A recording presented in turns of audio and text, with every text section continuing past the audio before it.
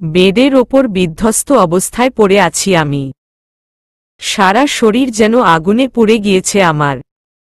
চোখ খুলে তাকানোর মতো শক্তি নেই। মাঝে মাঝে নিজের হাত, গলা আর পেট স্পর্শ করছি। আলতো করে স্পর্শ করতেই যেন প্রত্যেকটা জায়গা জ্বলে যাচ্ছে। কিছুক্ষণ আগে আমার সাথে ঘটে যাওয়া সেই ভয়ঙ্কর মুহূর্তগুলো মনে হতেই আবারও ফুপিয়ে কেঁদে ফেললাম আমি। কিছুক্ষণ আগে জ্বলন্ত সিগারেট আমার হাতে চেপে ধরার পরেই সজোরে চিৎকার করে উঠলাম আমি। হাতটা যেন আগুনে পুড়ে যাচ্ছে। আমার চিৎকারে আয়াস বলে উঠলেন, যতই চিৎকার করিস না কেন তোর চিৎকার আমি ছাড়া কেউ শুনতে পাবে না, কারণ এখানে আমি আর তুই ছাড়া কেউ নেই। এই বলে শয়তানি হাসি হেসে উঠলেন আয়াস।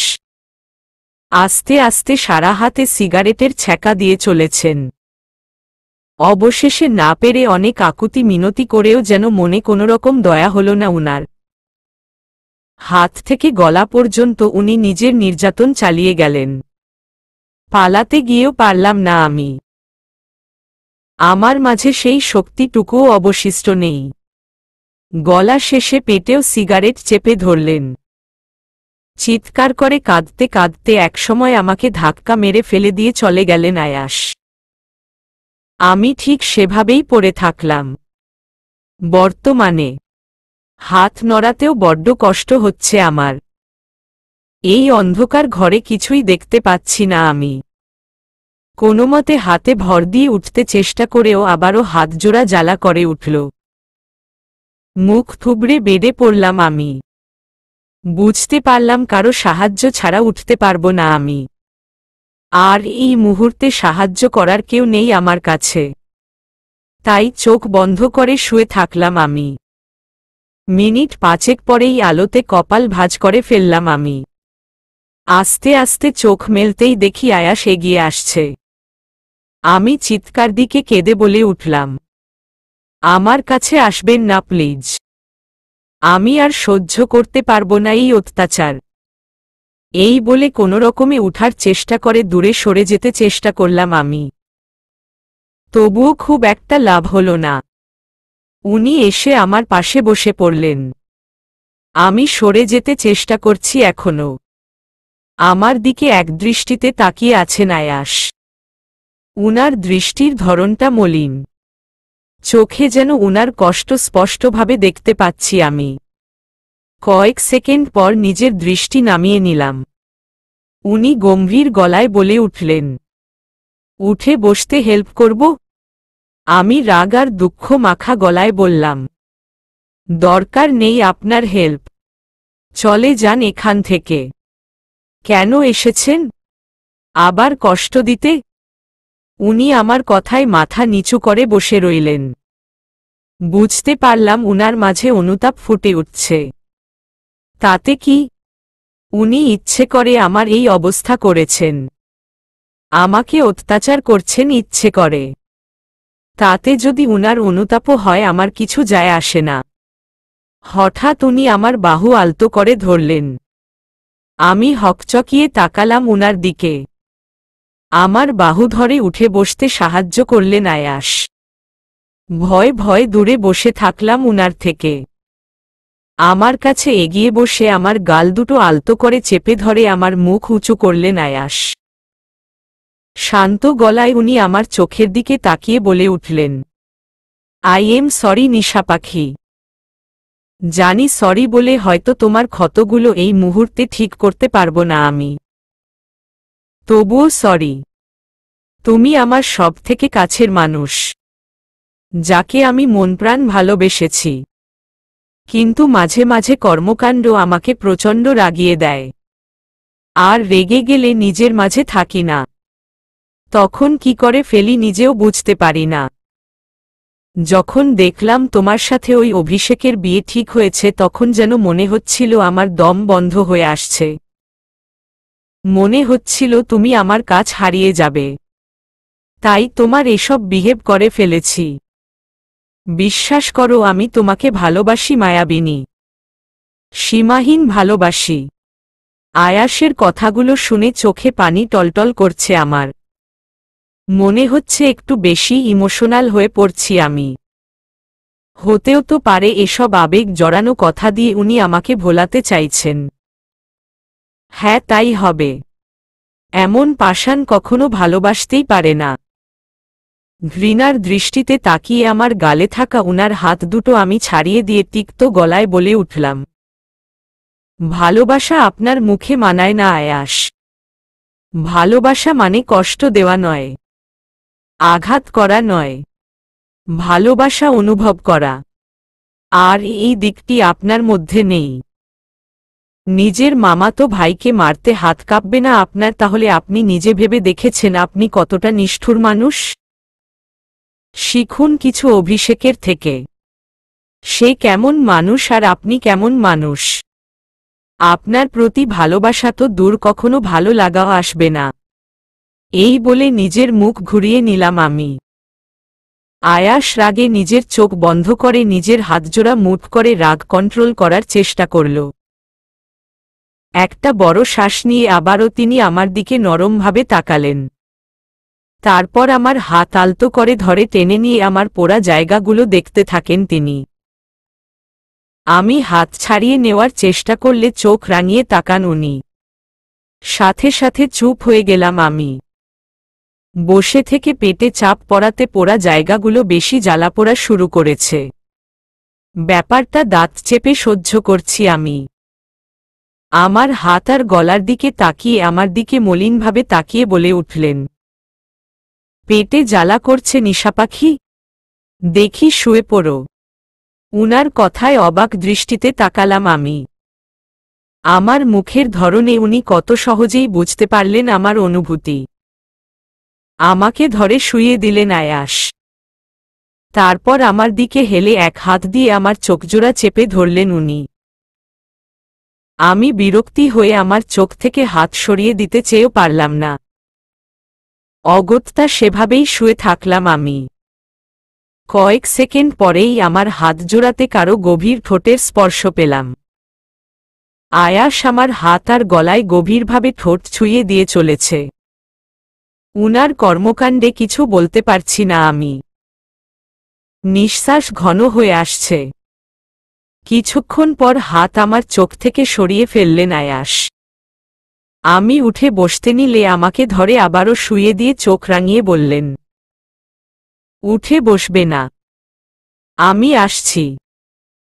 এই বলে বেড থেকে উঠে দাঁড়িয়ে ঘরে থাকা আলমারির দরজায় টান দিয়ে হাতে একটা বক্স নিয়ে আলমারির দরজা লাগিয়ে আমার কাছে এসে বসলেন উনি। তারপর কিছু একটা মনে হতেই আবারও আমাকে ইশারা করে উঠে ঘরের বাইরে চলে গেলেন আয়াস। আমি উনার মতিগতি বুঝতে না পেরে চুপচাপ শুয়ে রয়েছি। একা একটা উঠতে পারবো না আমি। মিনিট দুয়েক পর বাটিতে বরফ নিয়ে আবারও ঘরে প্রবেশ করলেন আয়াস। হনহন করে এসে আমার পাশে বসে পড়লেন। বরফ হাতে নিয়ে ডান হাত নিজের পায়ের ওপর নিয়ে সযত্নে রেখে হাতে বরফ লাগাতে শুরু করলেন আয়াস। হাতে বরফ ছোঁয়াতেই চোখমুখ খিচে ফেললাম আমি। উনি আমাকে করুণ গলায় বলে ওঠেন, একটু তো লাগাতে হবে নিশাপাখি, একটু সহ্য করো। আমি উনার কথায় উত্তর না দিয়ে চুপচাপ শুয়ে থাকলাম। উনি আমার হাত গলায় বরফ লাগিয়ে দিয়ে পেটের কাছে গিয়ে থেমে গেলেন। তারপর আমার দিকে তাকিয়ে বরফের টুকরো বাটিতে রেখে দিলেন আয়াস। উনার পাশে থাকা বক্স খুলে একটা জেল মলমের টিউব বের করে হাতে একটু মলম ভরিয়ে আমার হাতে আর গলায় মলম লাগিয়ে দিলেন উনি। উনার কেয়ারিং দেখে আমি স্তব্ধ। এমন কেন লোকটা? কেন উনাকে বুঝতে পারছি না আমি? উনার এত একই চরিত্রে এতগুলো আচরণ আমাকে অবাক করে দিয়েছে। এটা কি তার সত্যিই ভালোবাসা? আয়াসের কণ্ঠে ভাবনা থেকে বেরিয়ে এলাম আমি। তোমার পেটে বরফ আর মলম দুটোই লাগানো হয়নি। তুমি তো নিজে এসব করতে পারবে না। আমি বরং নিচে গিয়ে কোনো সার্ভেন্টকে পাঠিয়ে দিচ্ছি। এই বলে সোজা হয়ে দাঁড়িয়ে আমার দিকে একবার তাকিয়ে বেরিয়ে গেলেন আয়াস। আমি হতভম্ব হয়ে বসে থাকলাম। সোফায় মাথা নিচু করে বসে আছে অভিষেক। মুখটা শুকিয়ে গিয়েছে তার। তার সামনেই বসে আছেন মুর্শেদ আবরার, অভিষেকের বাবা, এবং মিসেস সাবা, অভিষেকের মা। উনাদেরও মুখ খানা ভার। অভিষেক বিরক্তি কণ্ঠে বলে ওঠে, ড্যাড, কিছু করো। এভাবে মুখ বাংলার পাঁচের মতো করে থাকলে আনিশাকে পাওয়া যাবে না। মুর্শেদ সাহেব হাত নাড়িয়ে বলে উঠলেন, কি করতে বলছো আমায় অভিষেক? আমি তো এটাই ভেবে পাচ্ছি না অবশেষে কি না এই দিনটাও দেখতে হব। শেষমেশ কি না আমার বোনের ছেলে আর আমার ছেলের পছন্দ এক? মিসেস সাবা উৎসুক গলায় বলে উঠলেন, অভিষেক, তুমি কি করে বুঝলে যে ওটা আয়াসী ছিল? তুমি তো নিজেই বললে ওর মুখ মাস্ক দিয়ে ঢাকা ছিল, আর চোখের বর্ণও নাকি আয়াসের মতো ছিল না। হতে তো পারে ওটা অন্য কেউ। অভিষেক মাথা নাড়িয়ে খানিকটা জোরে বলে উঠল, না মম, ও আয়াস। যতই ও নিজের রূপ বদলে আসুক না কেন ওকে চিনতে আমার ভুল হবে না।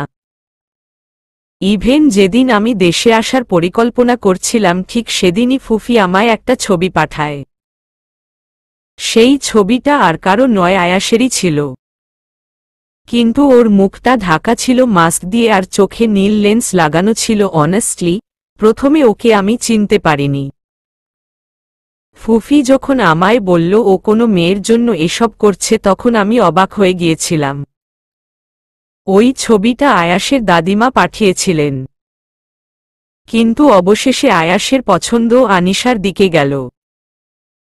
এই বলে একটা বিরক্তির নিঃশ্বাস ফেলল অভিষেক। মিসেস সাবা অভিষেকের দিকে তাকিয়ে বলে উঠলেন, তাহলে বিয়েটা ক্যান্সেল করে দিই? অভিষেক চোখ বড় বড় করে চিৎকার দিয়ে বলে উঠল, না, কিছুতেই না। যখন আনিশাকে আমার পছন্দ হয়েছে তখন ওকেই আমার চাই, আমার বউ হিসেবে চাই। এতদিন আয়াস শুধু নিজের জেদ পূরণ করেছে, এবার আয়াস দেখবে যে এই অভিষেকও কি করতে পারে। কথাটা বলে অভিষেক তার ড্যাডের দিকে তাকায়। মুর্শেদ সাহেব একমনে কিছু একটা ভেবে চলেছেন। অভিষেক মুর্শেদ সাহেবের উদ্দেশ্যে বলে উঠল, ড্যাড, কি ভাবছ? মুর্শেদ সাহেব কিছুটা ভাবন্তক হয়ে বললেন, ভাবছি দুটো জিনিস। এক, আনিশার সামনে আয়াস ছদ্মবেশ কেন নিয়ে থাকে? এর কি কারণ থাকতে পারে? আর দুই, এসব শোনার আহানিতার কি হবে? ও তো আয়াসকে ছাড়া বোঝেই না। আয়াস, আয়াস আর আয়াস, সারাদিন এই নামটা ওর মুখে। ও যদি জানতে পারে যে আয়াস ওকে নয় অন্য কাউকে চায় তবে মেয়েটা তো সহ্য করতে পারবে না। অভিষেক রহস্যময়ী হাসি দিয়ে বলে, টেনশন করো না তুমি। আয়াসকে তো আহানিতারই হতে হবে আর আনিশাকে আমার। শুধু দেখতে থাকো। জানালার ধারে উঠে বসে আম্মু বাপি আর রুষাকে নিয়ে ভাবছি আমি। জানি না ওদের এখন কি অবস্থা। ওরা ঠিক আছে তো? বাপি সুস্থ আছে তো? আমার হাতের কাছে ফোনটাও নেই যে কল করে জিজ্ঞাসা করব আমি। সত্যিই এখন নিজেকে প্রচণ্ড অসহায় লাগছে। এই সাইকোর থেকে কি আমি কখনো মুক্তি পাব না? দরজা খোলার শব্দে আমার ভাবনায় ছেদ ঘটল। মুখ ঘুরিয়ে দেখলাম আয়াস এসেছেন, হাতে একটা প্লেট। আমাকে জানালার ধারে বসে থাকতে দেখে গর্জে বলে উঠলেন, নিশা পাখি, তোমায় না শুয়ে রেস্ট নিতে বলেছি? বসে থাকলে পেটে চাপ পড়ছে আর তুমি বসেই আছো। একটা কথাও শুনতে পারো না, তাই না? এই বলে বেডের একপাশে প্লেট রেখে আমার কাছে এসে এক প্রকার জোর করে বালিশের সাথে ঠেস দিয়ে বসিয়ে দিলেন উনি।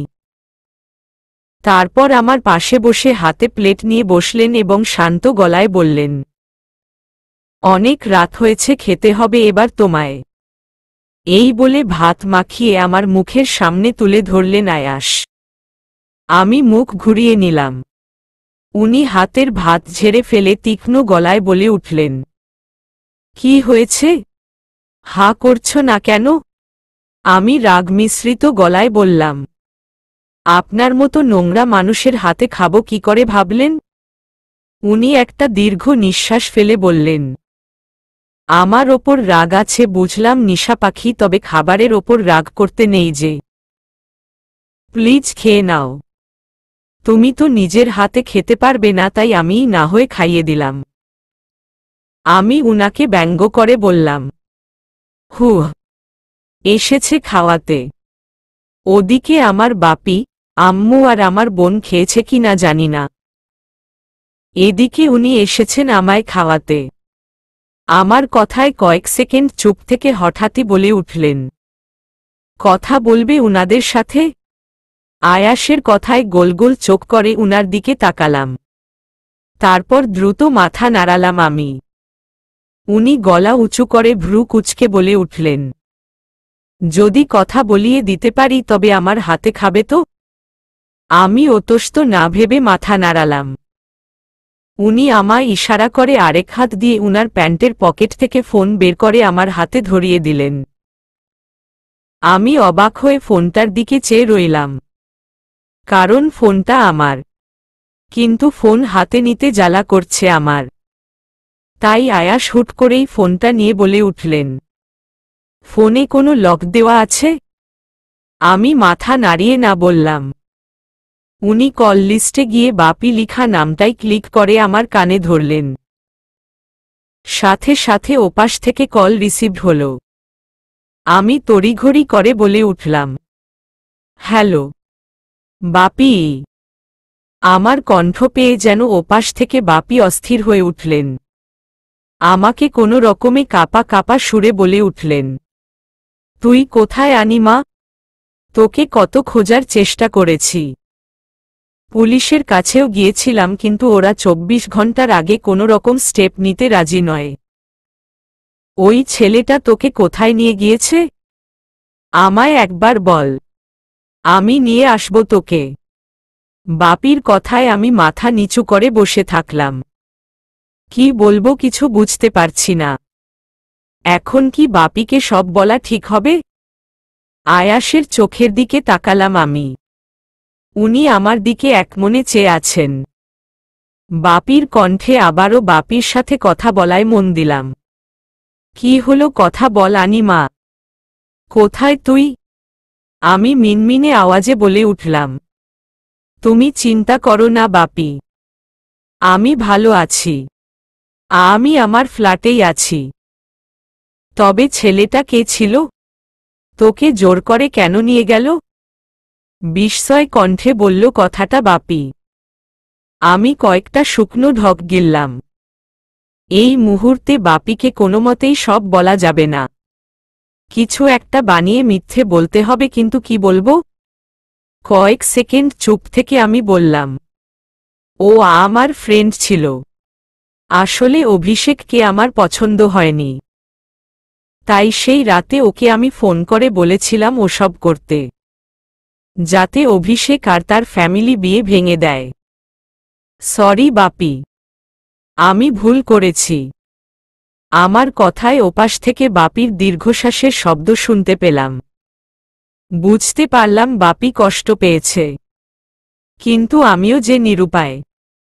যদি সত্যিটা বলি তবে বাপি আরও কষ্ট পাবে। অতঃপর বাপি অবিশ্বাস্য কণ্ঠে বলল, কি খারাপ ছিল অভিষেকের মাঝে? আমি আমতা আমতা করে বললাম, তেমন কিছু না, আমাকে ভালো লাগেনি, আর আমিও এত তাড়াতাড়ি বিয়েটা করতে চাইনি। আর কোনো আওয়াজ শুনতে পেলাম না আমি। হঠাৎই আম্মুর আওয়াজ ভেসে এলো।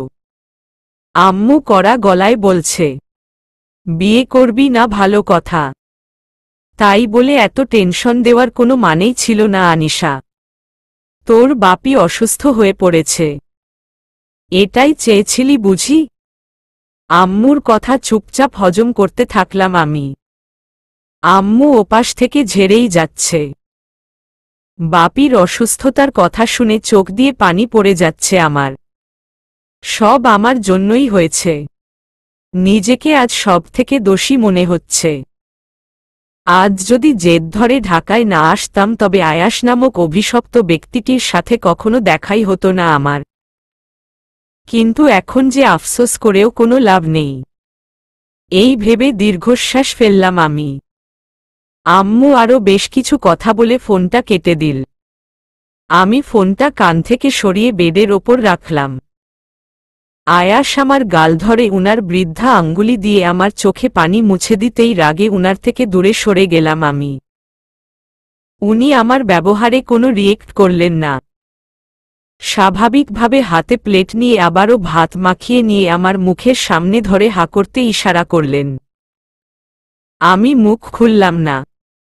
আয়াস ভ্রু কুঁচকে বলে উঠলেন, তোমার ফ্যামিলির সাথে তোমার কথা বলিয়ে দিয়েছি, তারপর তোমার খাওয়ার কথা ছিল।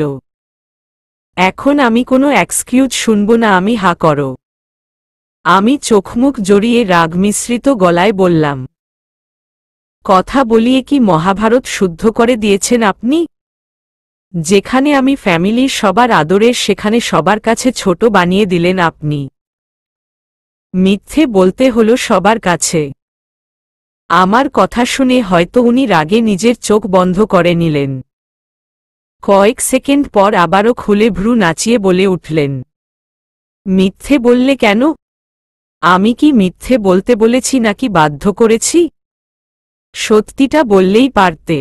মিথ্যে বললে কেন? আমাকে বাঁচানোর জন্য বুঝি?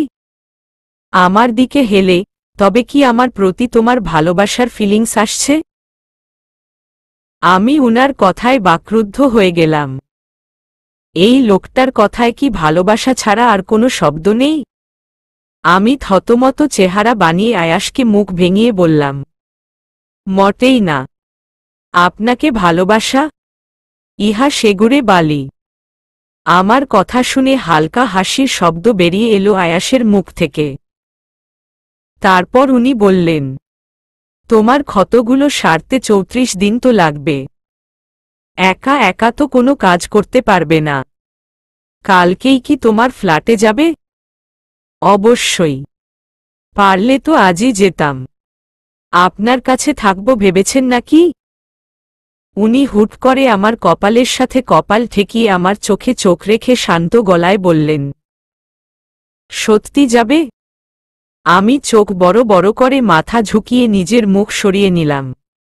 আয়াস গম্ভীর গলায় বললেন, এখন খাও, নয়তো কষিয়ে দুটো থাপ্পড় মারতে 2 সেকেন্ডও লাগবে না।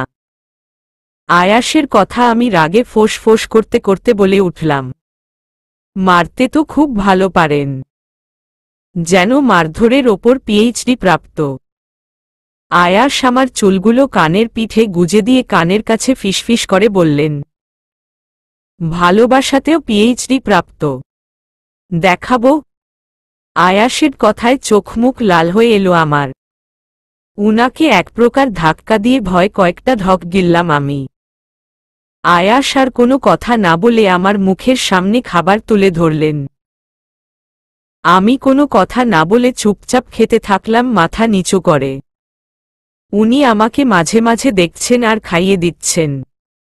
খাওয়ানো শেষ করে আয়াস আমাকে বললেন, ঘুমিয়ে পড়ো, রাত 12টা পার হয়ে গিয়েছে। আমি কোনোরকম বাহান ছাড়াই শুয়ে পড়লাম। উনি আমার দিকে এক দৃষ্টিতে তাকালেন, তারপর চলে গেলেন। আমি আয়াসকে জিজ্ঞেস করতে চেয়েছিলাম উনি খেয়েছেন কিনা, তবে জিজ্ঞাসা করা হলো না আমার। আমার ব্রেইন যেন প্রশ্ন করতে মানা করল। ব্রেইন যেন বলে উঠল, আনিশা, যে তোর প্রিয়জন নয়, সে তোর ঘৃণার পাত্র। ঘৃণ্য মানুষের তালিকায় উনি সর্বপ্রথম। তবে কেন উনার খাওয়া না খাওয়ার খবর রাখতে হবে তোর? ব্রেইনের কথায় যেন শুনলাম আমি। আর প্রশ্ন করা হলো না আমার। গভীর রাত। আনিশা গভীর ঘুমে। হঠাৎই দরজা খোলার শব্দ হল। কিছুটা নড়েচড়ে উঠল আনিশা। আবারও গভীর ঘুমে মগ্ন হয়ে পড়ল। দরজা দিয়ে প্রবেশ করল আয়াস। মুখে না আছে মাস্ক আর না আছে ছদ্মবেশ। ধীরে ধীরে আনিশার পাশে এসে বসে পড়ল সে। আনিশার ক্ষতগুলো গভীরভাবে দেখে নিজের মনটা যেন কষ্টে ক্ষত বিক্ষত হয়ে গেল তার। চোখ থেকে নীল রঙের লেন্সটাও খুলে ফেলল সে। নিজের আসল চোখ দিয়ে দেখতে থাকল তার মায়াবিনীকে।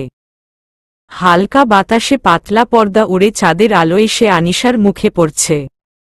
সারা মুখে যেন স্নিগ্ধতা বিরাজ করছে। এভাবে গভীর মনোযোগ দিয়ে কতক্ষণ তার মায়াবিনীকে দেখছিল তা নিজেও জানে না আয়াস। নিজের ধ্যান ভাঙলে উঠে আসতে নিলে হঠাৎই আনিশা তাকে ঘুমের মাঝেই জড়িয়ে ধরে। গভীরভাবে জড়িয়ে ধরে ঘুমের মাঝেই মুচকি হাসে আনিশা। আয়াসের কপালে বিন্দু বিন্দু ঘাম জমা হয়েছে। এখন আনিশার ঘুম ভাঙলে সব শেষ হয়ে যাবে। তার আসল চেহারা আনিশার সামনে এসে যাবে। সেটা তো হতে দেওয়া যাবে না। কিছুক্ষণ পর আবারও গভীর ঘুমে তলিয়ে যায় আনিশা। আয়াস একটা স্বস্তির শ্বাস ছাড়ে। তারপর সে একটু মুচকি হাসে। তারপর ধীর গলায় বলে ওঠে, সজাগে নয়, ঘুমের মাঝেই সয়ে। না হয় তোমার অজান্তেই তুমি তোমার এই সাইকো লাভারকে ভালোবাসলে। কথাটা বলে আনিশার গালে চুমু এঁকে দেয় আয়াস। ঘুমের মাঝে হঠাৎই যেন এক চেনা কারো গন্ধ নাকে এসে ঠেকল। এই গন্ধ আমি মাঝে মাঝেই পেয়ে থাকি। চোখটা হালকা খোলার চেষ্টা করলাম। ঝাপসা চোখে কারো চোখজোড়া দেখতে পেয়ে ছটফট করতে লাগলাম আমি। ঝাপসা চোখেও যেন সামনে থাকা চোখজোড়াকে বেশ ভালো করে চিনতে পেরেছি আমি। ভালো করে তাকানোর চেষ্টা করতেই আশেপাশে পেলাম না সেই চোখজোড়া। কোথায় যেন মিলিয়ে গেল। এটা কি ভ্রম ছিল? চোখে অতিরিক্ত ঘুম থাকায় আবারও চোখ লেগে গেল আমার। কেউ পর্দার আড়াল থেকে মুচকি হাসি দিয়ে চলে গেল। সকালে ব্রেকফাস্ট নিয়ে বসে আছি আমি। আমার সামনেই একজন মেয়ে বসে আছেন। গায়ে তার সার্ভেন্টদের পোশাক। হয়তো এখানকার কোনো সার্ভেন্ট হবে। উনি আমার মুখে খাবার তুলে দিচ্ছেন আর আমি হতভম্ব হয়ে একদিকে চেয়ে খেয়ে চলেছি আর গত রাতের কথা ভাবছি। রাতে দেখা সেই চোখজোড়া বারবার কারো কথা মনে করিয়ে দিচ্ছে আমায়। সব কেমন জানি অগোছালো লাগছে। বারবার মনে হচ্ছে এমন কিছু আছে যা আমি জানি না, কিন্তু আমার জানা উচিত। কিন্তু সেটা কি? খাওয়া শেষ হলে সার্ভেন্টটা চলে গেল। আমি সেভাবেই বসে থাকলাম। মিনিট 10 পরেই আয়াস এসে আমার সামনে ধপ করে একটা শপিং ব্যাগ রেখে বললেন, এখানে ড্রেস আছে, পরে নাও। জানি না তোমার সাইজের হয়েছে কি না। নিজের আন্দাজ মতো কিনেছি। তোমার পরে থাকা ড্রেসটা তো সিগারেটের আগুনে পুড়ে গিয়েছে। আমি অসহায় দৃষ্টিতে উনার দিকে চেয়ে রইলাম। আমার দৃষ্টি দেখে যেন উনি কিছু একটা বুঝে নিয়ে বললেন, ও তুমি তো একা ড্রেস চেঞ্জ করতে পারবে না। আমি কাউকে পাঠিয়ে দিচ্ছি। এই বলে বেরিয়ে গেলেন উনি। কিছুক্ষণের মাঝেই রেডি হয়ে আমরা বেরিয়ে পড়লাম। আমাকে ধরে আয়াস গাড়িতে নিয়ে বসালেন। অতঃপর আয়াস গাড়ি স্টার্ট করল। তবে মাত্র সাভার এসেছি। মানে আয়াস আমাকে সাভারেই নিয়ে এসেছিল।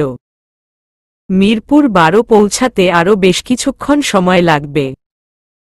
অবশেষে এসে পড়লাম সেই আমার বাড়ির সামনে। আয়াস গাড়ি থেকে নেমে আমাকে ধরে ধরে নিয়ে গেলেন বাড়ি পর্যন্ত।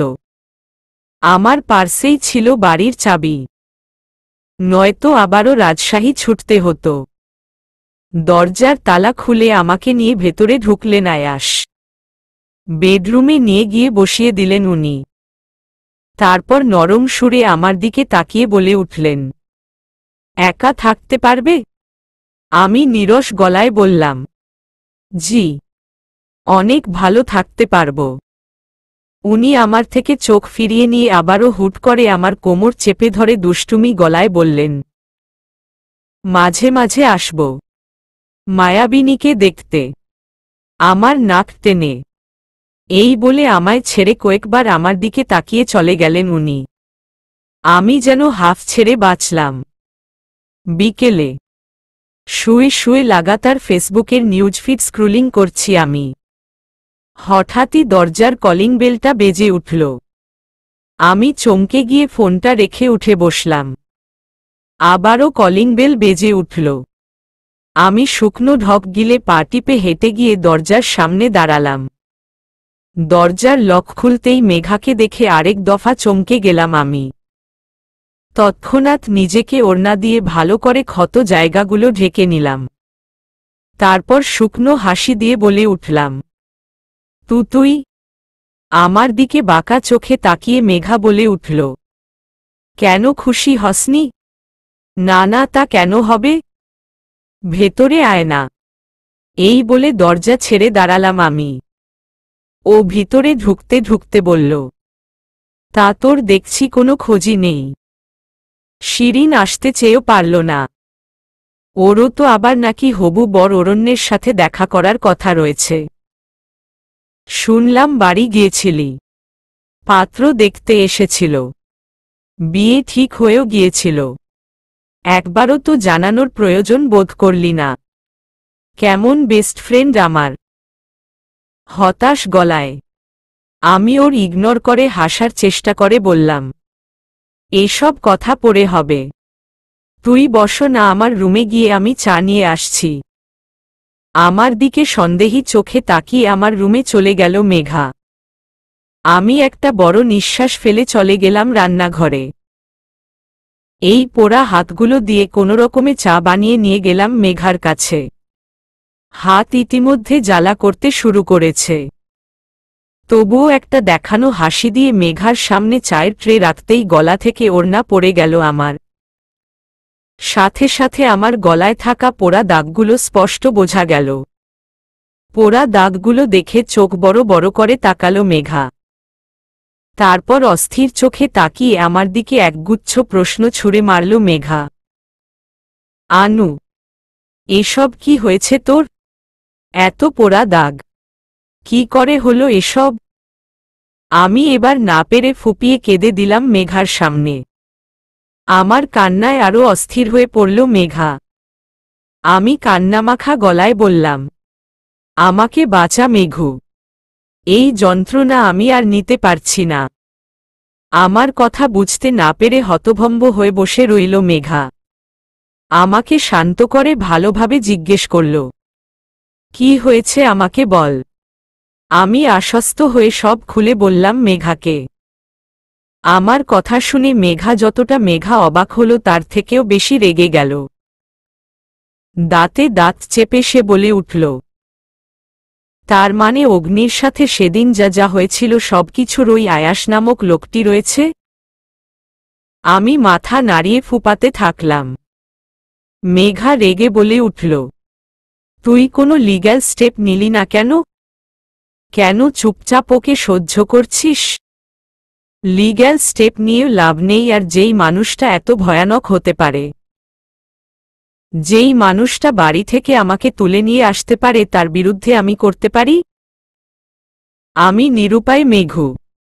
এই বলে মাথা নিচু করে থাকলাম আমি। মেঘা একটা দীর্ঘ নিঃশ্বাস ফেলে বলল, ওকে তো আমি ছাড়ব না। হাউ ডেয়ার হিম? ওই কে তো অগ্নির গায়ে হাত তুলিয়েছে, তার ওপর তোকে এত টর্চার করেছে। আমি ভয়ে ওর হাত চেপে ধরে বললাম, না, এমন কিছু করিস না মেঘা, যাতে ও তোরও ক্ষতি করে দেয়, প্লিজ। করুণ চোখে তাকিয়ে প্রথমে আমার কথা শুনতে না চাইলেও পরে দমে গেল মেঘা। আরও কথাবার্তা বলে নিজেকে খেয়াল রাখতে বলে বেরিয়ে পড়ল সে। এভাবে কেটে গেল 4 দিন। এই 4 দিন প্রতিদিন আয়াস আমার বাড়িতে গিয়ে আমার খেয়াল রেখেছে। তাতে মন গলেনি আমার উনার প্রতি, আর গলবেও না। আমার কাছে সবসময় একজন ঘৃণ্য মানুষ উনি, আর সেটা হয়েই থাকবেন। 4 দিনে ক্ষতগুলো সেরে গিয়েছে আমায়, তবে রয়ে গিয়েছে উনার করা টর্চারের দাগ। আজ কলেজ খুলেছে, তাই ক্লাস করে একা বাড়ির দিকে হেঁটে যাচ্ছিলাম আমি। পথের মাঝেই হঠাৎই দেখলাম রাস্তার মাঝে ভিড় লেগে রয়েছে। কৌতূহল চোখে তাকিয়ে সেদিকে এগিয়ে গেলাম আমি। ভিড় ঠেলে সামনে যেতেই দেখি একটা অল্প বয়সী ছেলে রাস্তায় পড়ে আছে। মাথা ফেটে গিয়েছে তার সাথে অনেক জায়গা কেটে গিয়েছে। আর একজন লোক বারবার ক্ষমা চাইছেন সবার কাছ থেকে। বুঝতে পারলাম ছেলেটার রিকশা চালাতে গিয়ে লোকটার গাড়ির সাথে ধাক্কা লেগে গিয়েছে। আর সবাই সেটা নিয়েই তর্কাতর্কি করছে। ব্যাপারটাই বেশ রাগ হলো আমার। গটগট করে হেঁটে গিয়ে ছেলেটার কাছে বসে কিছুটা জোরেই বলে উঠলাম, কেমন মানুষ আপনারা? ছেলেটা এখানে পড়ে থেকে কাতরাচ্ছে যন্ত্রণায়, আর আপনারা ক্ষমা চাওয়াচাওয়ি নিয়ে ব্যস্ত। আমার কথায় থেমে গেল সবাই। আমি গাড়ির মালিকটাকে উদ্দেশ্যে করে বললাম, এখানে কাছে পিঠে কোনো হসপিটালে নিয়ে যেতে পারবেন ছেলেটাকে নিয়ে? আমার কথায় মাথা নাড়ালেন উনি। লোকটি ছেলেটিকে ধরে গাড়িতে বসাতে সাহায্য করলেন। ছেলেটাকে নিয়ে হসপিটালে ছুটলাম। ছেলেটি প্রায় অজ্ঞান হয়ে পড়েছে। আমি কি করব না বুঝে আমার রুমাল দিয়ে ওর কপালের কাটা জায়গা চেপে ধরে রেখেছি। তবুও ব্লিডিং হচ্ছে। 10 মিনিট পরেই গাড়িটা থামল হসপিটালে। আমি আর লোকটি মিলে ছেলেটাকে হসপিটালের ভেতরে নিয়ে গেলাম। ওখানে ভেতরে ঢোকার পরেই গাড়ির মালিক বললেন, আমার একটা ইম্পর্ট্যান্ট মিটিং আছে ম্যাডাম, আমায় যেতে হবে। আমি রেগেমেগে বলে উঠলাম, এখন এই ছেলেটার থেকে আপনার কাছে মিটিংয়ের মূল্য বেশি? ওকে গো, লাগবে না আপনাকে। আমার কথায় মাথা নিচু করে চলে গেলেন লোকটি। আমি একটা কোনোমতে রিসেপশনে পৌঁছাতেই কেউ জানি আমার সামনে এসে দাঁড়ালো। আমি ঘাড় উঁচু করে তাকাতেই চোখ বড় বড় করে বললাম, আপনি? আমার ঠিক এক হাত সামনেই একটা সুন্দর হাসি দিয়ে দাঁড়িয়ে আছেন আহান। আমাকে দেখে যেন উনার হাসি খানিকটা প্রসারিত হল। আমি উনার চোখজোড়া দেখে যেন চমকে উঠলাম। এটা তো ঠিক সেই চোখজোড়া যেটা আমি সেদিন দেখেছিলাম। অতঃপর নিজের গা হাত পা নাড়িয়ে নিজেকেই মনে মনে ধমক দিয়ে বললাম, আনিশা, তুই একটু বেশিই ভাবছিস। তোর হ্যালুসিনেশন হয়েছে। তারপর আমার সাথে থাকা সেই অল্প বয়সী ছেলেকে ওপর থেকে নিচ পর্যন্ত ভালো করে দেখে নিয়ে বললেন, আমার হসপিটালে অবশ্যই আমি থাকব মিস আনিশা। আহানের কথায় হকচকিয়ে আশেপাশে তাকালাম আমি। হ্যাঁ, এটা তো সেই হসপিটালটা। এত তাড়াহুড়োর মাঝে এই হসপিটালটাকে ভালো করে না দেখার ফলে ভুলেই গেছিলাম এটা উনারই হসপিটাল। আমি উনার দিকে তাকাতেই উনি মিষ্টি হেসে আমার দিকে হেলে বললেন, এনি প্রবলেম? আমি ভ্রু কুঁচকে বললাম, দেখতে পাচ্ছেন না আমার সাথে এই ছেলেটার অবস্থা খারাপ, তবুও বলছেন এনি প্রবলেম? আমার কথা শুনে উনি সেখানে থাকা একটা ওয়ার্ড বয়কে স্ট্রেচার আনতে বললেন। ওয়ার্ড বয়টি চলে গেল স্ট্রেচার আনতে। উনি আমার দিকে আরও এগিয়ে এসে ছেলেটিকে ধরতে সাহায্য করলেন।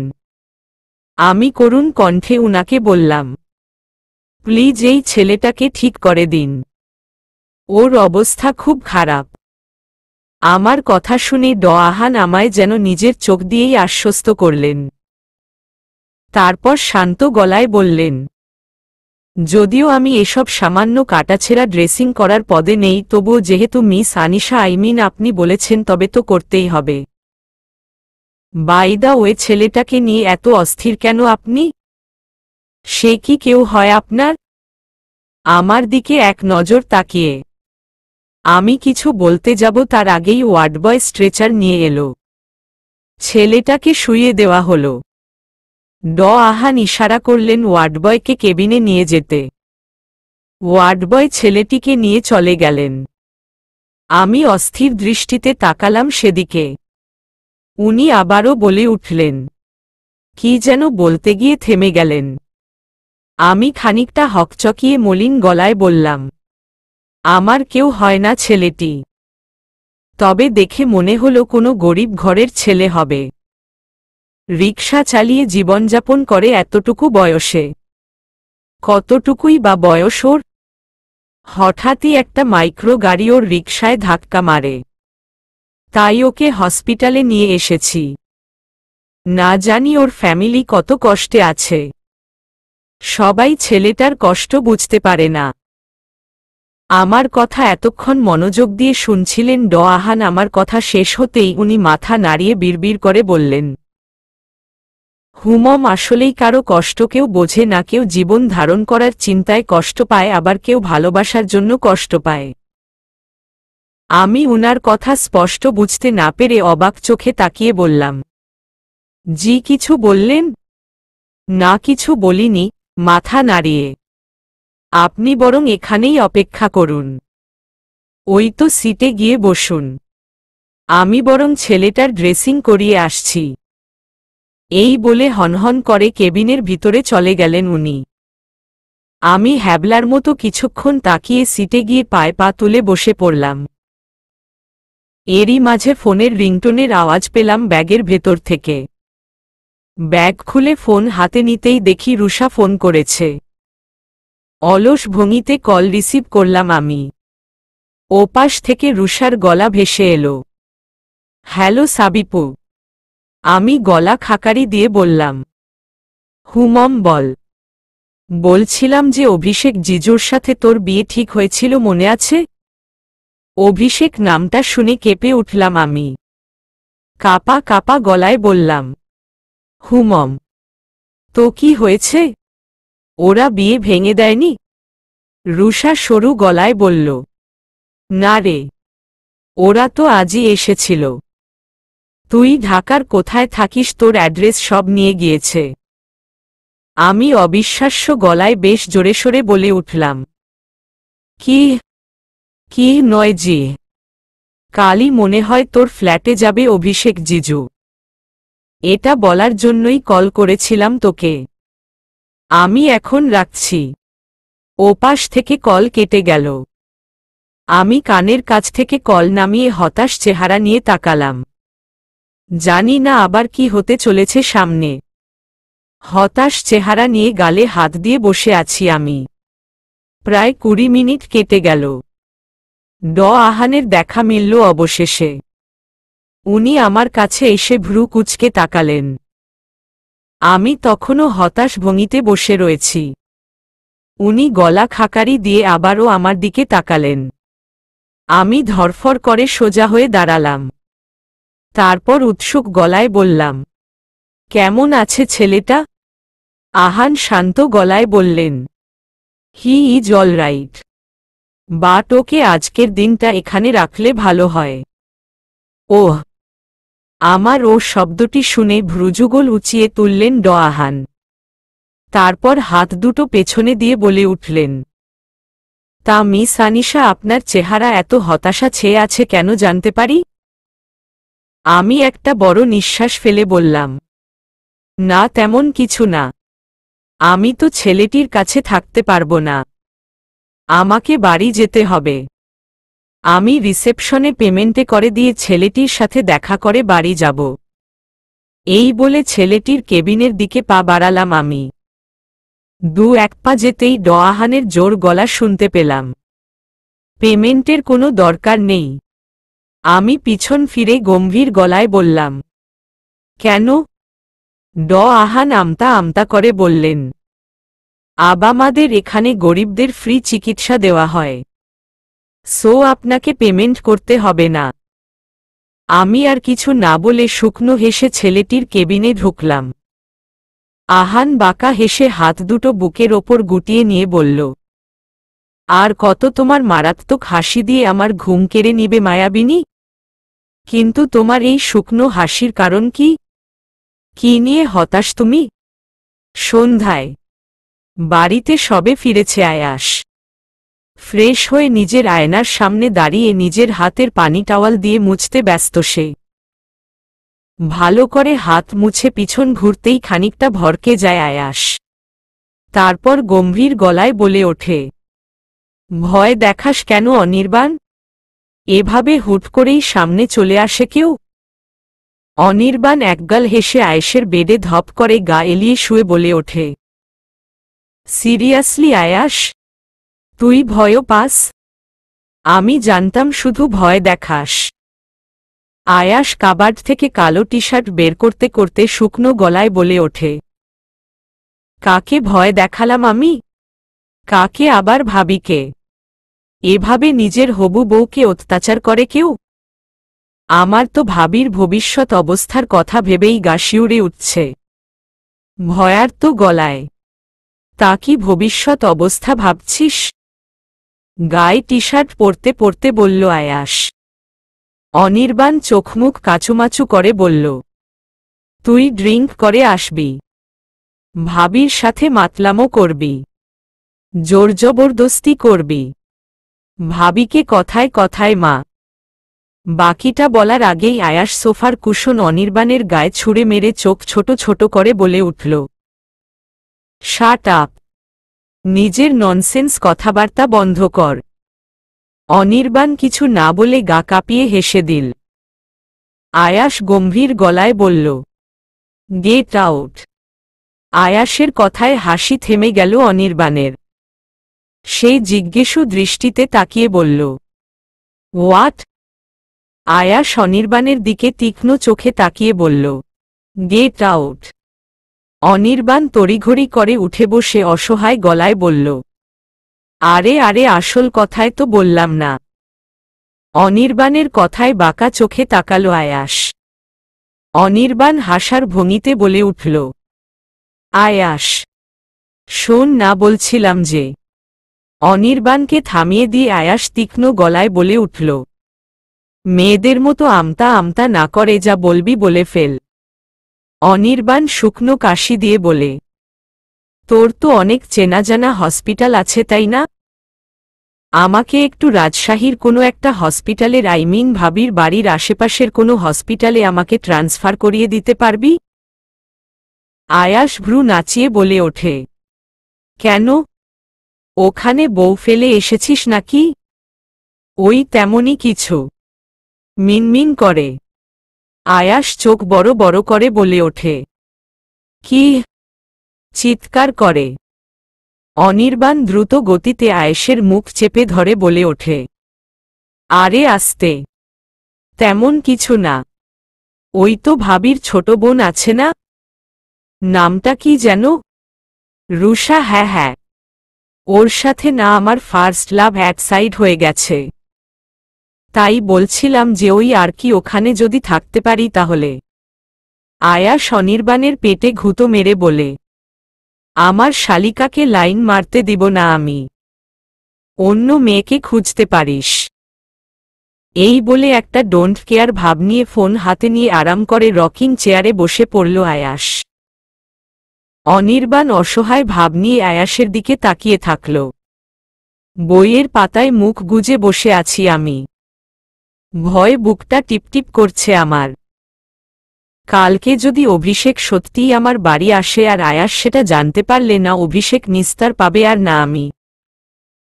এই মুহূর্তে অভিষেককে এখানে আসতে মানা করাটাই শ্রেয় মনে হচ্ছে আমার। কিন্তু ওর নম্বরটা কোথায় পাব? কিছুক্ষণ ভাবতে ভাবতে হঠাৎই মনে হলো রুষার থেকে নম্বর তো চেয়ে নিতে পারি। যেই ভাবা সেই কাজ। কল লাগালাম রুষার নম্বরে। এই মুহূর্তে অভিষেকের ফোন নম্বরে কল করছি আমি। কয়েকবার বাজতেই কল রিসিভড হল। আমি দ্রুত বলে উঠলাম, হ্যালো অভিষেক। ওপর পাশ থেকে আমার কণ্ঠে খানিকটা খুশিতে গদগদ হয়ে অভিষেক বলে উঠলেন, আনিশা আপনি? কেমন আছেন? কোথায় আছেন? ঠিক আছেন তো? আয়াস আপনাকে কিছু করেনি তো? আমি অস্থির গলায় বললাম, আমার কথা বাদ দিন। আপনি নাকি কাল এখানে আসছেন? যাচ্ছি। আপনাকে নিয়ে আসব। ওখানে আপনি যতক্ষণ থাকবেন তত আয়াস আপনাকে অত্যাচার করবে। আমি ওকে খুব ভালো করে চিনি। আমার ভালো আপনাকে ভাবতে হবে না। শুনুন, নিজের ভালো চাইলে ঢাকায় আসবেন না প্লিজ। আমি চাই না আমার জন্য আপনার কোনো রকম ক্ষতি হোক। আপনি এখানে এলে নির্ঘা আয়াস আপনার কোনো না কোনো ক্ষতি করে বসবে। অসহায় গলায়। ওপর পাশ থেকে অভিষেক আমায় শান্ত গলায় বললেন, আনিশা, আপনি চিন্তা করবেন না, ও আমার কিছু করতে পারবে না। আমার ভাই হয় ও। আয়াস যতটা ভয়ানক আমিও তার কম যাই না। এখন রাখছি, ভালো থাকবেন। আমার কোনোরকম কথা না শুনে কলটা কেটে দিলেন অভিষেক। রাগের দুঃখে ফোনটা বেডে ছুঁড়ে মারলাম আমি। ধপ করে বেডে বসে ঠোঁট উল্টিয়ে বসে থাকলাম। গভীর রাত, চারিদিকে নিস্তব্ধতা, পুরো শহর যেন শান্ত। রাত প্রায় ৩টা। কয়েকটা গাড়ি ছাড়া রাস্তায় তেমন কেউ নেই। তবুও ঢাকা শহর বলে অন্য জায়গার থেকে বেশি গাড়ি চলছে। চারিদিকে ঝিঝি পোকা নিজের ছন্দে যেন গান গাইছে। বাকি সবার মতো আনিশাও গভীর ঘুমে তলিয়ে আছে। গায়ে চাদর জড়িয়ে গুটিসুটি মেরে শুয়ে আছে সে। হঠাৎই বেলকনির হালকা লাগিয়ে থাকা দরজা আস্তে আস্তে খুলে গেল। ধীর পায়ে প্রবেশ করল আনিশার ঘরে আয়াস। অন্যদিনের মতো আজ ওর চোখে ভালোবাসা নেই, আছে ভয়ঙ্কর রাগ। বাঘের চোখের মতো তার চোখজোড়াও লাল রঙে যেন জ্বলজ্বল করছে। আনিশার কাছে এসে হাঁটু গেড়ে বসে রাগী চোখে তাকিয়ে হঠাৎই নিজের হাত দিয়ে আনিশার চুলের মুঠি টেনে ধরল সে। ঘুমের মাঝে মাথার চুলে তীক্ষ্ণ এক যন্ত্রণা অনুভব করলাম আমি। মুখ থেকে নিজে থেকেই একটা যন্ত্রণার শব্দ বেরিয়ে এলো। চোখ খুলতেই ভয়ানক চোখজোড়া দেখলাম আমি। ছটফট করতে থাকলাম চুলের মুঠি ছাড়ানোর জন্য। আমার চুলে মুঠি ধরে উঠে বসালেন চোখজোড়ার মালিক। আমি ভয় ভয় দূরে সরতে গেলে আমার কোমর জোরে শক্ত করে খামচে ধরাতে শব্দটি করে উঠলাম আমি। লোকটি হুঙ্কার দিয়ে বলে উঠলেন, অভিষেকের সাথে কথা বলেছিলি কেন ফোনে? আয়াসের কণ্ঠে স্তব্ধ হয়ে বসে রইলাম আমি। বুঝতে পারলাম লোকটা আর কেউ নয়, আয়াস। কাঁদো কাঁদো গলায় বলে উঠলাম, কি করে যা জানলেন আপনি? আয়াস একটা ভয়ানক হাসি দিয়ে বললেন, তোমার কি মনে হয় তোমার খোঁজ খবর না নিয়ে তোমায় ছেড়ে দিয়ে রেখেছি? এ বিগ ফুল ইউ আর নিশা পাখি। তোমার ফোন সব সময় ট্র্যাকড করে রাখি। তবে তো এটা সিম্পল না যে তোমার সব খবর আমার কাছে আসবে। আয়াসের কথা শুনে আমি হতভম্ব। আমি যা ভেবেছিলাম তার থেকেও দ্বিগুণ চালাক উনি। দাঁতে দাঁত চেপে উনি আমার গাল ধরে বলে উঠলেন, অভিষেক আসবে না? ওকে আমি দেখে নিচ্ছি, জাস্ট ওয়েট অ্যান্ড সি। আর তুমি অভিষেকের সাথে যদি আর কোনোরকম যোগাযোগ করার চেষ্টাও করো তবে তোমাকে এর জন্য মাশুল গুনতে হবে, মাইন্ড ইট। এই বলে আমাকে ধরে জোর করে শুইয়ে দিলেন উনি। আমি শুকনো চোখমুখ নিয়ে উনার দিকে তাকিয়ে আছি। বুঝতে পারছি না এই মুহূর্তে আমার ঠিক কি বলা উচিত। আমার দিকে হেলে উনার হাত আমার চোখের ওপর রেখে শান্ত গলায় বললেন, ক্লোজ ইউর আইজ। আমি চুপচাপ উনার কথায় চোখটা বন্ধ করে ফেললাম। কয়েক সেকেন্ড পরেই চোখ খুলতেই উনি যেন হাওয়ায় মিলিয়ে গেলেন। ওপর পাশ ফিরে মনে মনে একটাই চিন্তা করা নেড়ে উঠল, কালকে অভিষেকের সাথে কি হতে চলেছে? পরের দিন সকাল সকাল খবরের কাগজের পাতায় চোখ বুলাচ্ছে আয়াস। হাতে একটা কফির কাপ। মাঝে মাঝে কফির কাপে হালকা চুমুক দিচ্ছে সে। কিচেনে তামান্না বেগম সার্ভেন্টদের সাথে কথা বলছেন আর তাদের রান্না দেখছেন। অনির্বাণ নিজের হতাশ মার্কা মুখ নিয়ে আয়াসের সামনে বারবার পায়চারি করছে। তাতে বিন্দুমাত্র ভ্রুক্ষেপ নেই আয়াসের। আয়াসকে দেখিয়ে দেখিয়ে আরও জোরে পায়চারি করতে লাগল অনির্বাণ। হঠাৎই সোফার খুঁটির সাথে পায়ে বাড়ি লাগল তার। সাথে সাথে বলে চিৎকার দিয়ে উঠে সোফায় একটা ধাক্কা দিয়ে আবার সোফায় বসে নিজের পা নাড়াতে থাকল অনির্বাণ। তার বিপরীত সোফায় বসে কফি খেতে খেতে আয়াস অনির্বাণের কাণ্ড দেখে মুখ টিপে হেসে দিল। অনির্বাণের চিৎকারে কিচেন থেকে দৌড়ে এক প্রকার দৌড়ে এলেন তামান্না বেগম। এসে অনির্বাণের গাল ফুলিয়ে থাকা দেখে জিজ্ঞেস করলেন, কি হয়েছে অনি, চিৎকার করলি যে? অনির্বাণ নাক ফুলিয়ে বলে ওঠে, কিছু না দাদিমা, পায়ে একটু লেগেছে, এর বেশি কিছু না। তামান্না বেগম আর কিছু না বলে চলে গেলেন। আয়াস এখনো মুখ নিচু করে মিটিমিটি হেসে চলেছে। আয়াসের হাসি দেখে অনির্বাণ রাগে জ্বলে উঠল। কটমট করে বলে উঠল, একে তো আমায় হেল্প করলি না, রাজশাহী ট্রান্সফার করার বিষয়ে তার ওপর আমি ব্যথা পাওয়ায় হাসছিস? আয়াস শুকনো কাশি দিয়ে শান্ত গলায় বলে উঠল, আমার সামনে নাটক করার কোনো দরকার ছিল? নাটক করার জন্যই তো হোঁচট খেলি। আমাকে হেল্প করলে তোর কোনো মহাভারত অশুদ্ধ হয়ে যেত? আয়াস অনির্বাণের কথায় পায়ের ওপর পা তুলে আরাম করে বসে বলে উঠল, শোন, প্রেমের ব্যাপারে অন্যের কাছ থেকে হেল্প চাইতে নেই, বুঝলি? নিজে প্রেম করবি, নিজের যোগ্যতায় কর। আমি কি কখনো হেল্প চেয়েছি এসব বিষয়ে? অনির্বাণ আয়াসের দিকে তাকিয়ে চোখ গরম করে বলে উঠল, বুঝেছি, তোকে বলে লাভ নেই, যা করার আমাকেই করতে হবে। মনে থাকবে হো। এই বলে সোফা থেকে উঠে গটগট করে সিঁড়ির কাছে গিয়ে 2-1 পা করে সিঁড়ি দিয়ে ওপরে উঠতে লাগল অনির্বাণ। এরই মাঝে আয়াসের হুহা হাসির শব্দে রাগে ফোঁস ফোঁস করতে থাকল সে। আয়াসের মন খুলে হাসির মাঝে বাধা হয়ে বসল একজন। কারো কড়া কণ্ঠে হাসিটা বন্ধ করে বাড়ির মেইন দরজার দিকে তাকালো আয়াস। তাকাতেই তার চোখজোড়া লাল হয়ে এলো, ভীষণ রকমের লাল, যাকে বলে। চোখমুখ শক্ত হতেই আবার স্বাভাবিক হয়ে খবরের কাগজ হাতে নিয়ে নড়েচড়ে বসল আয়াস। তারপর স্বাভাবিক গলায় বলল, অভিষেক আবরার হঠাৎ আমার বাড়িতে? অভিষেক নামটি শুনে সিঁড়ি থেকে পিছন ফিরে তাকালো অনির্বাণ। অতঃপর তড়িঘড়ি করে নিচে নেমে এলো অনির্বাণ। অবিশ্বাস্য কণ্ঠে সে বলে উঠল, তুই এখানে? অভিষেক নিজের হাত মুঠ করে ভিতরে গটগট করে হেঁটে এলো।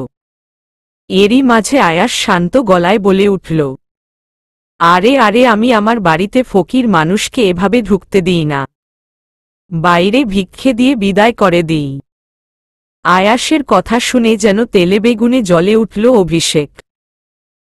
আয়াস বাঁকা হেসে খবরের কাগজ রেখে অভিষেকের দিকে তাকাল। অভিষেক রাগে ফোঁস ফোঁস করতে করতে আয়াসের কাছে এসে হঠাৎই আয়াসের পরা শার্টের কলার ধরে টেনে তোলে। তারপর দাঁতে দাঁত চেপে বলে ওঠে, কি করেছিস তুই আনিশার সাথে? আয়াস ভ্রু উঁচিয়ে একবার শার্টের কলারের দিকে তাকালো আর একবার অভিষেকের দিকে তাকালো। এই সব কাণ্ড দেখে অনির্বাণ রেগে অভিষেকের দিকে তেড়ে আসতে নিলে আয়াস হাতের ইশারা দিয়ে অনির্বাণকে থামিয়ে দেয়। তারপর এক গাল হাসি দেয় আয়াস। অভিষেকের হাত শক্ত করে চেপে ধরে কলার থেকে হাতটা ছাড়িয়ে নেয় আয়াস। তারপর গলায় খাকারি দিয়ে খানিকটা জোরে সোরে বলে ওঠে, দাদিমা, দেখে যাও কে এসেছে আমাদের বাড়িতে। আয়াসের চিৎকার শুনে তামান্না বেগম নিজের মোটা ফ্রেমের চশমা পরে কিচেন থেকে বেরিয়ে এসে অভিষেকের দিকে তাকিয়ে অবাক হয়ে বললেন, অভিষেক তুই? অভিষেক আয়াসের দিকে তাকিয়ে তামান্না বেগমের দিকে তাকিয়ে শুকনো হাসি দিয়ে সালাম দিয়ে বলল, হ্যাঁ দাদিমা, আমি আসলে আয়াসের থেকে কিছু জানতে এসেছি আজকে। তামান্না বেগম আয়াসের দিকে তাকিয়ে বললেন, আচ্ছা বসো, আমি সার্ভেন্টদের বলে আসি কিছু বানাতে বলতে তোর জন্য। না না দাদিমা, অভিষেকের এখন খাওয়ার সময় আছে নাকি? সে তো নিশ্চয় এখন আনিশা রহমান সাবিহার বাড়িতে যাবে এবং সেখানেই হয়তো ব্রেকফাস্ট করবে, গিয়ে দেখো। শার্টের কলার ঠিক করতে করতে কথাটা বলে ওঠে আয়াস। তামান্না বেগম আয়াসের কথার আগা মাথা কিছুই খুঁজে পেলেন না। উনি চলে গেলেন কিচেনে। অনির্বাণ রাগে কটমট করে আয়াসের উদ্দেশ্যে বলে উঠল, আয়াস, ও তোকে তোর বাড়ি বয়ে এসে তোর শার্টের কলার ধরে অপমান করল আর তুই চুপচাপ সব সহ্য করছিস কি করে? আয়াস খানিকটা হেসে দেয় আর বলে, আহ অনির্বাণ, আর যাই হোক সে আমার বাড়ির মেহমান, আমার মা বাবার আদরের অভিষেক, তাকে কি করে মারতে পারি বল? অভিষেকের দিকে তাকিয়ে, তা কি জানতে আমার বাড়ি পর্যন্ত ছুটে এলি অভিষেক? অভিষেক গর্জে বলে উঠল, তোর খাতিরদারি পেতে আসিনি এখানে। শুনলাম আনিশাকে তুই ভালোবাসিস। কেমন ভালোবাসা তোর? তাকে তুই নিজের আসল চেহারাই তো দেখাসনি। যে ছদ্মবেশ ছদ্মনাম দিয়ে নিজের ভালোবাসা প্রকাশ করে সে আর যাই হক অন্তত সত্যিকারের ভালোবাসতে পারে না। মিথ্যে ভালোবাসিস তুই ওকে। মিথ্যে ভালোবাসার কথা শুনে রাগে আয়াসের কপালের রগ ফুলে গেল। একটা দীর্ঘ নিঃশ্বাস নিয়ে নিজেকে শান্ত করে নিল আয়াস। তারপর যথাসম্ভব নিজেকে শান্ত রেখে বলল, সেটা আমি বুঝব আমি ওকে সত্যি ভালোবাসি কিনা। তুই কি এসব বলার? কেন ছদ্মবেশে আনিশার সামনে যাস? কপাল কুঁচকে কথাটা বলে উঠল অভিষেক। আয়াস পকেটে হাত ঢুকিয়ে বলল, আমি কাউকে কৈফিয়ত দিতে পছন্দ করি না, সেটা খুব ভালো করে জানিস। অভিষেক চোখ গরম করে বলে উঠল, তুই বলবি না তাই তো? ওকে, আজকে তো আনিশার সামনে তোর আসল রূপ সামনে নিয়েই আসব। শুধু দেখতে থাক। তোর থেকে আনিশাকে যদি আমি দূরে না সরিয়েছি তবে আমার নামও অভিষেক আবরার না। এই বলে রেগে হনহন করে বেরিয়ে গেল অভিষেক। আয়াস খানিকটা জোরে ব্যঙ্গ করে বলে উঠল, নিজের অন্য নাম ঠিক করে নিস তাড়াতাড়ি। এই বলে নিজের রুমে যাওয়ার জন্য পা বাড়াতেই অনির্বাণের কথায় দাঁড়িয়ে যায় আয়াস।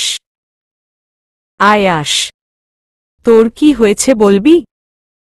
হঠাৎই তুই অভিষেকের সাথে এত ভালো ব্যবহার তুই নিশ্চয় কোনো না কোনো কারণেই করেছিস। নয়তো এভাবে ও এতগুলো কথা বলে গেল আর তুই শুনে গেলি? কি চলছে তোর মাথায়? আয়াস কিছু না বলে অনির্বাণের দিকে তাকিয়ে রহস্যময় হাসি দিয়ে সিঁড়ি দিয়ে ওপরে উঠে চলে গেল। আয়াসের রাজকীয় বাড়ির সামনে দাঁড়িয়ে আছি আমি। রাস্তা পার হয়ে মেইন গেট দিয়ে বাগানে প্রবেশ করলাম আমি।